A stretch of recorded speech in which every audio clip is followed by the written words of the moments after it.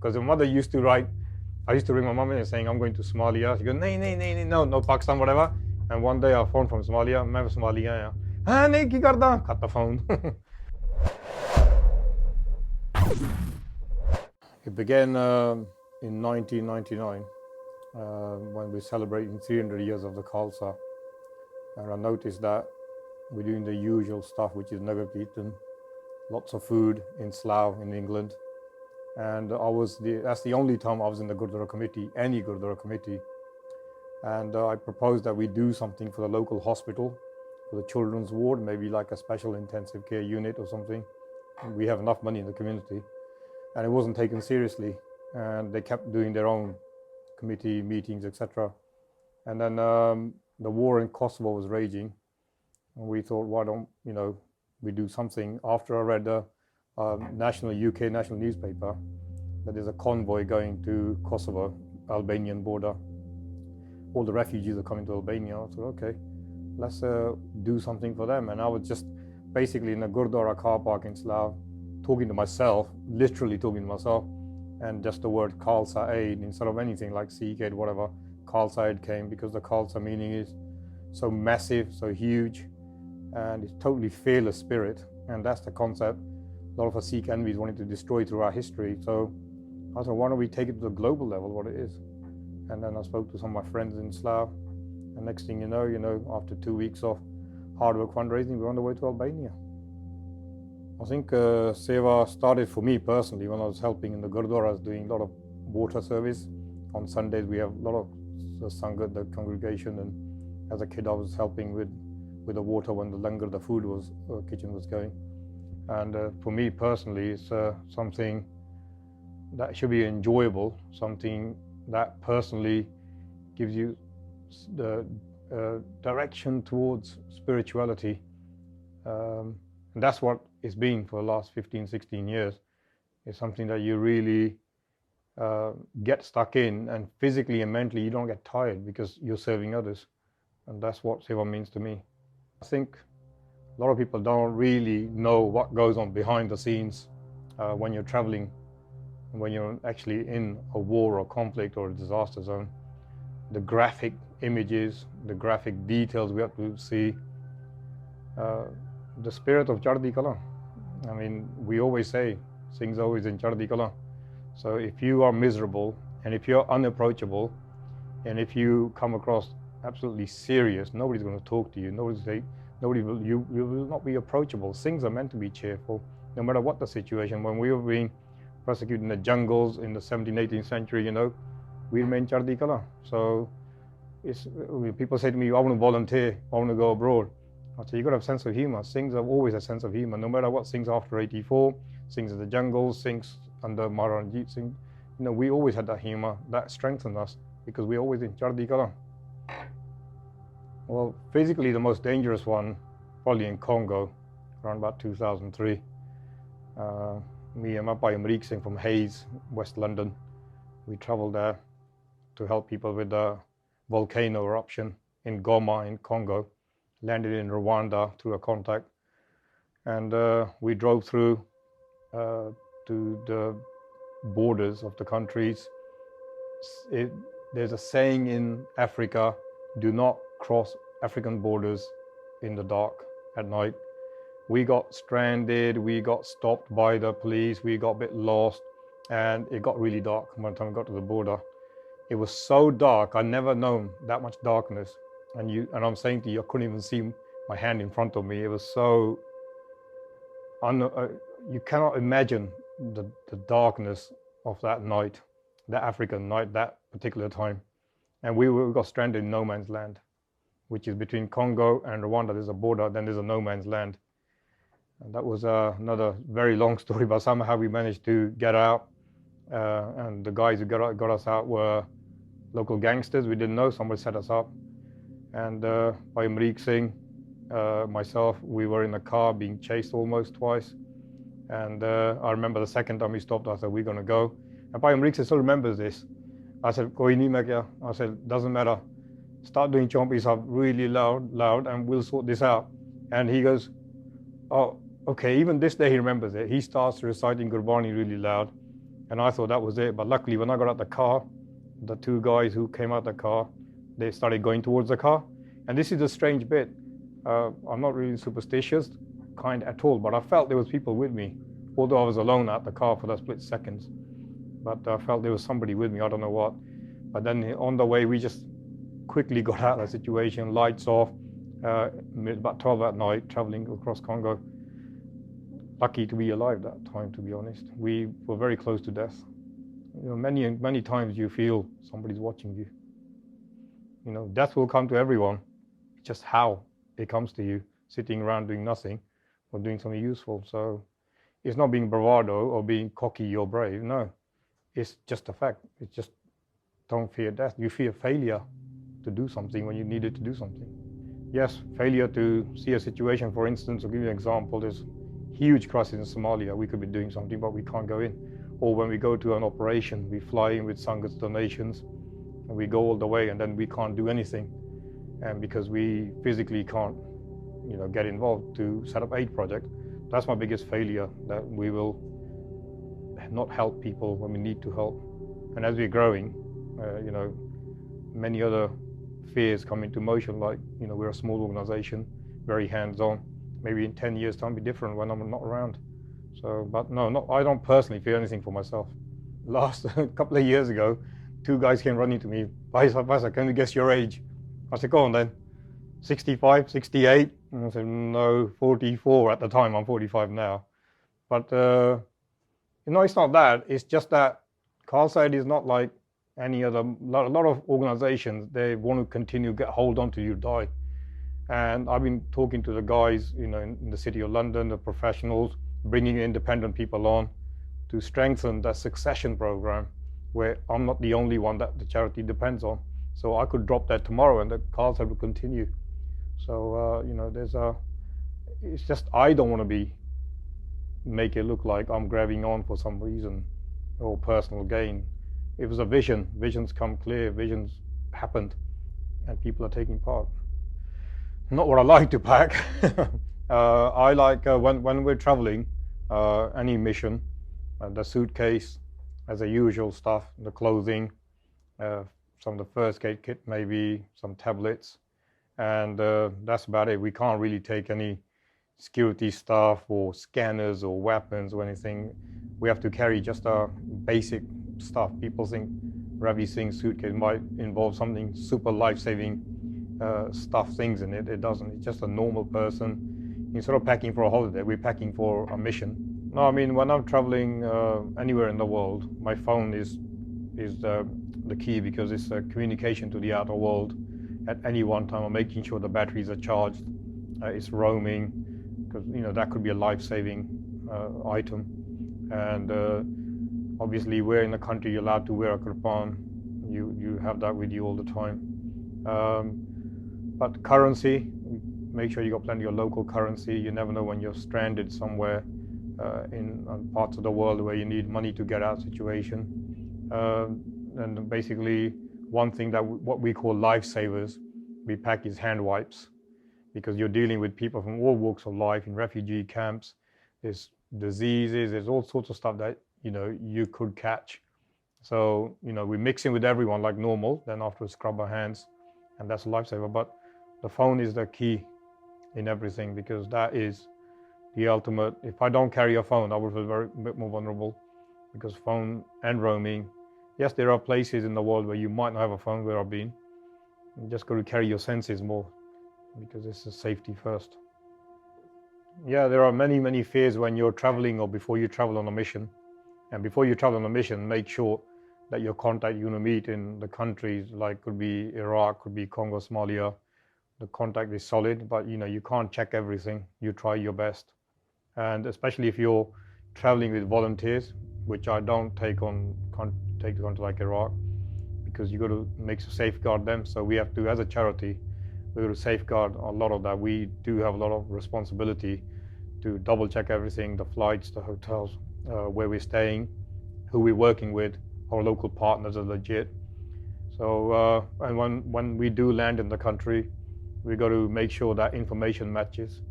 You know, you could be sold to somebody as a prize, could be in Iraq, where somebody says we'll pick you up, but somebody else unsavory picks you up, and next thing you know, you're being put on the back of the car. So there are a lot of fears in these situations, and it's more so when you got somebody with you. You're more fearful for their safety because it's your responsibility. For me, I think, like I said, biggest failure I have is that we won't launch a mission, that I will meet the refugees, etc., or people who need us, look them in the eye, and then end up doing nothing. That's, for me, is the worst fear ever, because as a stranger, as a foreigner in that country, you're bringing hope, and you give them hope by turning up. They cheer you on, and then you turn your back to them. So there are many fears. It's not really something I think many people understand. They think it's aid work. You fly somewhere, you give them food, you come back. You could pay someone for delivery of aid, it doesn't turn up. You could hire a taxi, they turn up something very strange and dodgy. You could go to a camp where somebody's giving you a location, it doesn't exist, and it's something else instead. There are many, many issues that get involved in aid work, but you have to be very careful, and many fears, but sometimes you can't show fear. You're in a situation, you meet someone who's very threatening, very intimidating, and I've been in many of those. You got to pretend you're standing tall and you're not afraid, but inside you're afraid because you're just a human being. Not because you're afraid they're going to kill you, afraid how's it going to end for the people with you, your partners, your people with you at the time. So it's a strange world, aid work. Countries like, for instance, when we were in Rwanda, some of the Christian villages thought that we were Arabs and they wouldn't let us in. We couldn't get out the car. They just trying to mob the car, sort of thing. Other places, like when I worked on the Libyan-Tunisian border, people see me with the turban and the beard. They see somebody, they get confused. Like there were a lot of migrant workers in the desert refugee camp in Libya and Tunisia. They saw the turban and beard. A lot of people thought I was a sheikh from like Middle East or Iran. Then there were others who thought I was a Punjabi. They knew some about Sikhs. But the receptions are brilliant. I mean, working in the refugee camps in Iraq, the Yazidi people, they knew straight away. I thought they might be, I didn't wear a black turban because ISIS got black turbans. So I wore a light blue one and this khaki one a few times. And but people are amazing. They recognize that, oh, he's from some part of India. So they ask you about who you are. You get suspicious people looking. So when I'm in these camps, I'm always looking out. Somebody looking at you in a very strange way. In this particular camp, there was somebody who was really looking at me in the most evil way. And then I asked somebody, he said, oh, he had relatives killed by ISIS and he thinks you are from, you're an Arab. They have feelings against Arabs there. So I said, look, I'm a Sikh, and then they brought the guy forward. So you got to be very careful that somebody could attack you. And in a camp, it takes one person, everyone rises. But thankfully, so far, being a Singh with turban and beard, the welcome abroad has been nothing but respect. It's only our own inner fears that we feel somebody's going to pick on us. It actually gives you the identity of respect. And people think, we can trust this guy. Well, I think throughout history, our Sikh, very short Sikh history, we have been in the forefront of protecting everyone who's weaker than us, feeding the hungry like in langars. And yes, there are many Khalsa Aids in the world, and when I ask them, or when I talk to them about Khalsa Aid, how do you feel about doing seva, and they want to get involved. So the spirit of the Khalsa, carried by Khalsa Aid, is inspiring many, many new organizations that come up recently, many individuals who want to get involved on the global stage. There still are one or two people. You get a very small minority, not even probably two, just one every now and then, every 6 months. We shouldn't help non-Sikhs, etc. And then my question to is, then why do you scream for help from the world? Why do you say, why don't people recognize the Sikh human rights, what situation of Sikhs? If you don't feel somebody's pain, how are they going to feel your pain? It's the same story. When you're on the road, somebody's calling your names and third party interferes and says to you, I'm with you, and tell the guy, say, look, stop attacking this guy. It's the same. Why are we as Sikhs waiting for somebody else to feed those being persecuted, especially now in war zones, because we suffered. As Sikhs, we had prices on our head, and now it's happening in Iraq. So we should, the least we can do is be there for them, saying, we can't do any more than this, but we're here to help you with food, clothing, etc. I think every person, every nation, every race has some sort of speciality. We have a speciality. Our speciality is seva, but we don't use it. Sarbat Napala, recognize the human race as one. We just keep it amongst those walls full of conflict with each other. So if you had taken seva to a global level the last 50 years, our turbans wouldn't be searched. But when we have something and we don't want to tell the world about it, we bury ourselves, there's a serious problem within that community then. So we need to recognize our strengths. And through seva, you will achieve everything. The Raj Karega Khalsa, the Raj of the Khalsa is in somebody's heart. You can go to Haiti now to the children, and they're doing Simran. We didn't ask them because our aid is unconditional, but they want to do it. So to them, the Khalsa is their parent. Like the Khalsa is my parent, your parents, and that is the Khalsa. We are the humanitarian keepers of humanity. We're natural humanitarians. Why are we not expressing on a global level? Why are we just keeping it, the langar in a gurdwara in a Western country? We don't need it. So we need to look within, strengthen what we have and take it forward, and you will achieve a lot more. But sadly, some of the organizations within our community have become very competitive and seen Khalsa Aid as a threat instead of something they should celebrate. This is who I am. I'm not making money for myself. It's a concept, a vision we've taken forward. So I'm deeply saddened that some of the organizations have, instead of enjoying the seva, become a bit negative, which shouldn't be the case. Khalsa Aid has, I think, helped almost every organization in one way or another previously. But I think everyone needs to look within. If you're doing seva, you should enjoy it. You shouldn't be bitter, hateful towards fellow Sikhs doing the similar sort of work. I've changed myself last few years. I don't get involved in any of the negative stuff now. We had a lot of negative stuff by interested parties who find, like I said, Khalsa Aid a threat instead of celebration. But the Sangat is with us, Guru Kirpa is with us, and Khalsa continues to grow, and it's hopefully a message of real Gurbani understanding of not competing with each other level where you become malicious. So there are very good organizations support Khalsa Aid too. It's not like saying every single organization. There are many organizations, but there are a few who are doing the seva, and I don't think they're enjoying it. In 2013, it was probably the worst year. We had a concentrated, very well organized campaign against Khalsa Aid, myself and my family, by about 5 to 10 people around the world. Very negative, very destructive, and very, very personal. And I remember it was probably one of the darkest periods in Khalsa Aid history. And I thought, what was their reason for doing it? And you can think of many things. As a nation under occupation, you have forces that will go against you because something that's seen good will be destroyed. It was, I think, more than a dark period. It was so malicious. And but thankfully, a lot of Sangat, a lot of groups, a lot of individuals came to the defense of Khalsa Aid. We're not saying we're perfect. I think people think Khalsa Aid perfect, your accounts are late. Yes, our accounts have always been late. We shouldn't be late. We had problems because we were managing such a growing organization at very, very low costing for staffing. And then we were forced now to grow as an administration base so we can be more accountable to the Sangat, because there's so many projects going around the world and we had to do all the administration. So now we grew with it, but it was an excuse used to attack Khalsa Aid, to basically posts were put up, don't support Khalsa Aid.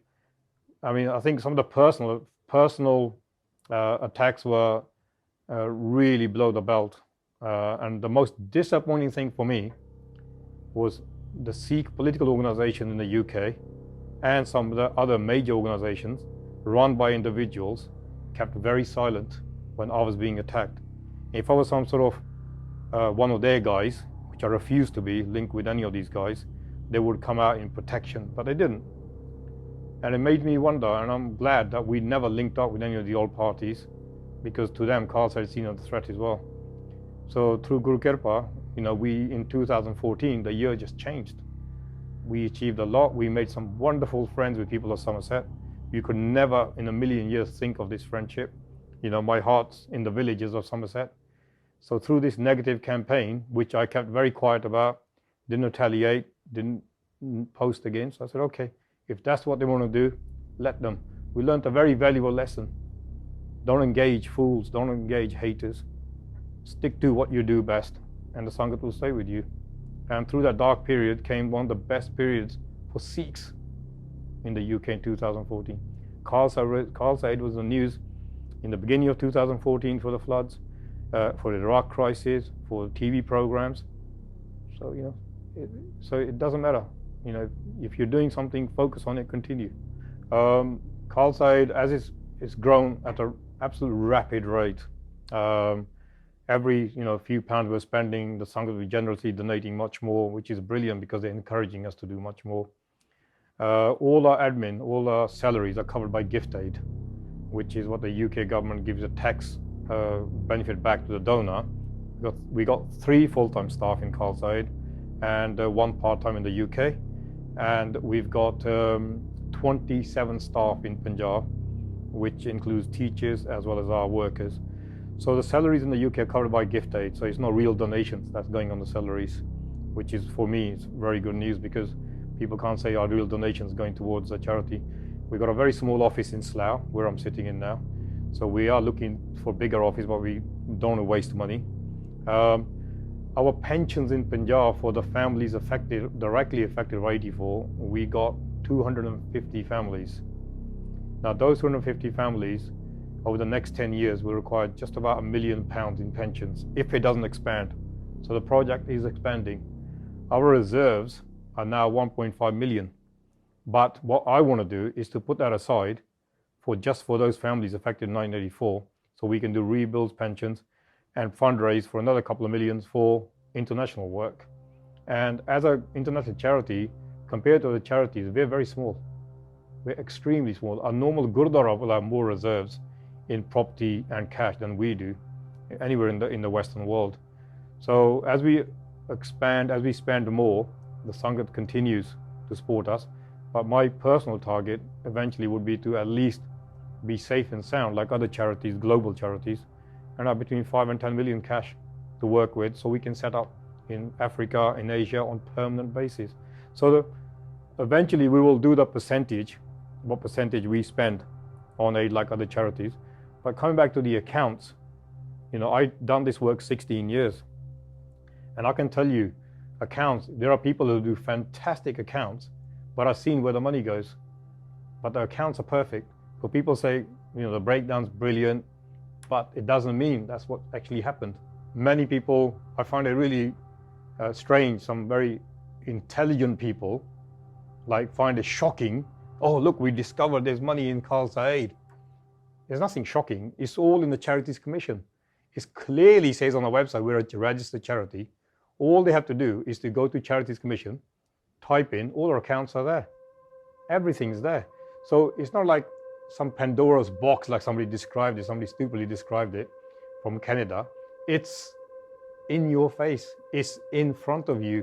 And if you still want questions, the buck stops with me. Make an appointment, tell me when you meet, we'll sit down and we'll discuss it. I'm the overseer. I run the operations. I'm not here to collect the money for myself. So there's a big difference. People have this perception that money was hidden. So with Khalsa Aid, I'll tell you directly, there are organizations that collect a lot of money. I don't know, it doesn't show on their paperwork. So I wonder where the money goes. We actually show every penny that goes in. We don't have to show 1.5 million if we're crooks. People say, oh, you're stealing money, you're crooks. Okay, so how does a crook show so much money in a charity account? I think we're the only charity to show every single penny and say, there's a balance. Yes, balance is growing, but look at our work. Our commitment in Punjab alone is around about £15,000. That's just Punjab. So as a charity, we have nothing to hide. It's all transparent. Everything is in the Charities Commission. I'm here anytime people want to talk to me. I mean, I'm always saying to people, you know, what do you want to see? You want to go and see Haiti, what we do? Let's go to Haiti. So people have taken the offers, not just Sikhs, non-Sikhs too. You want to see what's going on in Uganda? Come and look with us. Go with us and see what we're doing in Uganda. You want to see what's going on in Punjab? Almost every Sikh goes to Punjab, who are from Punjab, once every year or two or whatever, or 5 years. Take a day out.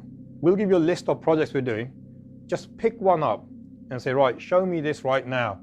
Is it only on paper or actually doing it? Go in Punjab, pick one, we'll show you. It's very important for me that you see the work. You know, we got a lot of loyal supporters. They know that, you know, they believe in the work. They trust what I'm telling them, which is brilliant. But I want them to not just trust my word, it's to see the operations. Because, you know, once you've seen the operation, you'll see, number one, what commitment goes into it. The guys in Punjab will tell you how difficult it is working there, or how difficult it is setting up a project like a bakery, or a project in Haiti, or project on Libyan border. How difficult, how dangerous. Some of our volunteers are amazing. You know, I go to these places, but the volunteers just, you know, massive brave hearts. They actually take that step to go into, like Ravi from Bedford. You know, he went to Philippines and he went to Libyan border.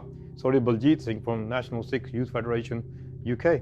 You know, they've seen the dangers, they've seen how rough it is. So go and see it, then come and tell me, you know, what you think about our work. You know, it's easy to point fingers, but, you know, I will put my hands up if, you know, all this Facebook stuff, all these keyboard warriors, come. What do you want to know? Yes, we are growing charity. Yes, we're spending 200, 300, 400,000, whatever a year. Yes, we want to expand. And I said it many times before, and I'll say it again and again. We want to be financially sound. I would love to have 5-10 million in the account for Khalsa Aid, so we can then plan ahead next 5 years. You know, here. Instead of anything else, the Nishan Sahib's there, save our points, and people are being served. It's not a secret. It's not like Ravi Singh wants a broke charity. We shouldn't be saying, well, I want the money for Iraq Bakery. Can we spend a month collecting the $50,000? No. We should have money ready to go like other charities.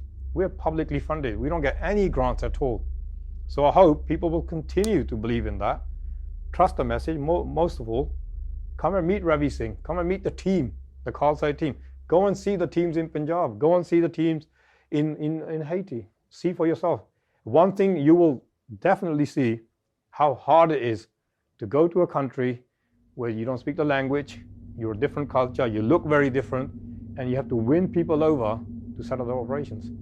And then you'll see how priceless the work is, because the Sikh nation benefits from it.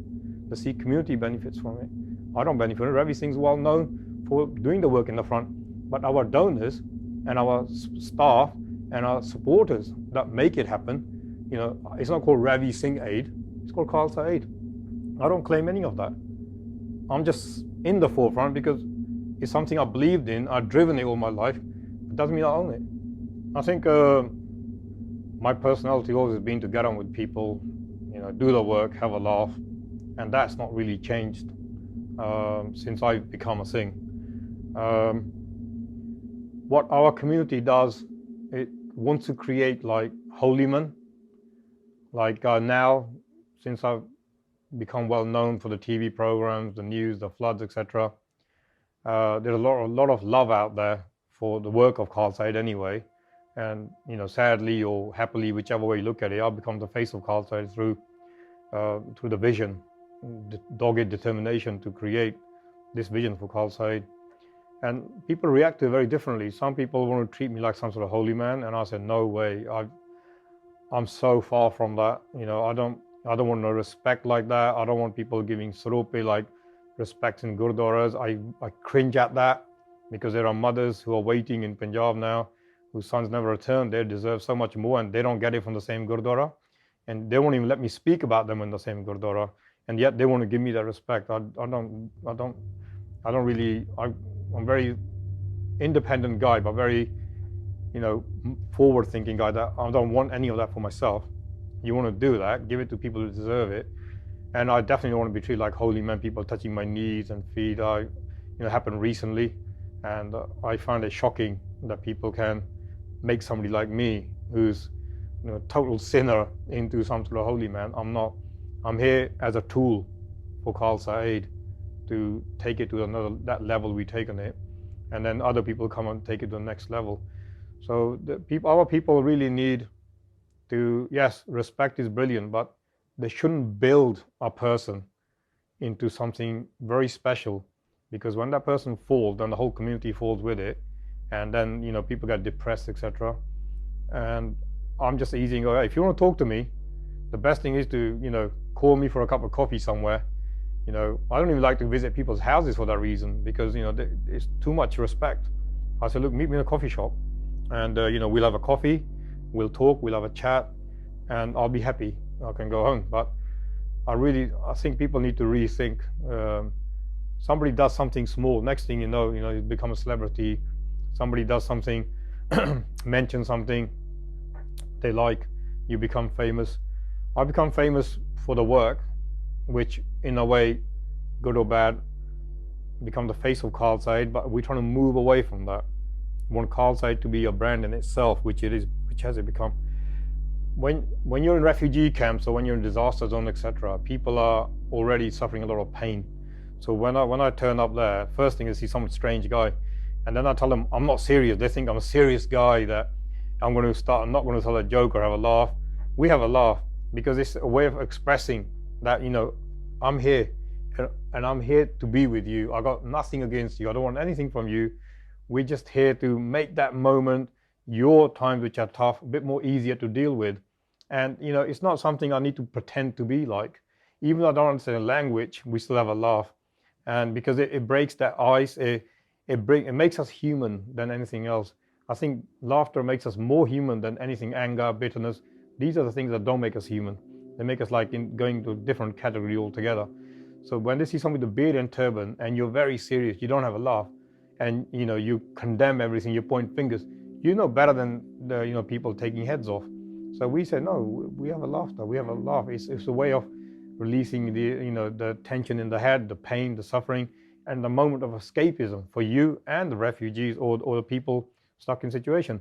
And our workplace, if you got happy people, for me, a joke, laugh at a joke, make a joke out of something, and people think, oh my God, you're a CEO. What's the CEO supposed to be? Stuck up, shouting, screaming with a stick in his hand? No. CEO is somebody who should be at ground level, who understands the people working in the office. And sadly, in aid work, the CEOs sometimes, or most of them, have no idea what happens on the ground level, because they're brought in from big firms to manage all the business, but not the actual humanitarian work on the ground. So they see the figures, what's going on, but they have no idea what that person on the ground is doing. For me, I know, because I'm on the ground doing the work. So if I send somebody to do that mission, I know the difficulties they're going to face. I'm not going to continue to harass them or give me targets or you this and do that. I understand, because I've been there. So CEOs have more responsibility to be a bit more human. We're in a different world altogether. We're different times now. There's no such thing as being bitter and angry and trying to get productivity out of your staff or volunteers or people in the camps. It's love. There's a time to be serious, and there's a time to act serious. But in between, you got to be seen to be more relaxed.